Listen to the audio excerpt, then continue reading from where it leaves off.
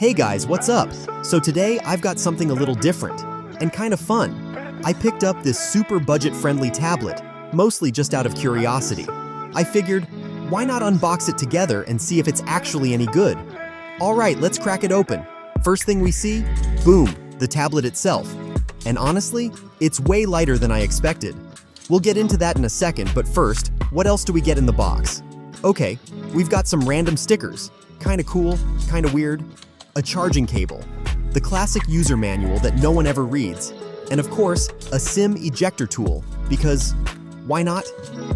So this little guy comes with a 7-inch HD display, and for the price, it actually looks pretty solid.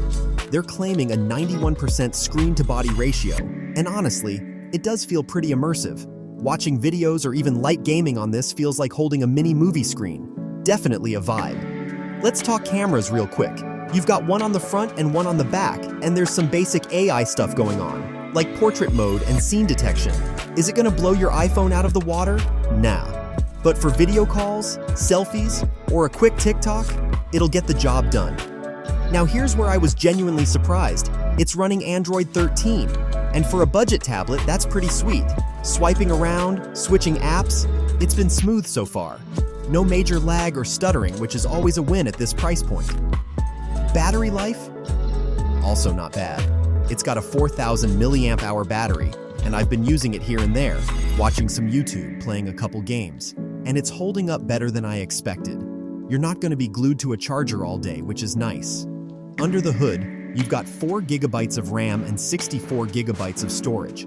Look, this isn't built for heavy gaming or intense multitasking, but for basic stuff like watching videos, reading, social media. It handles all that just fine.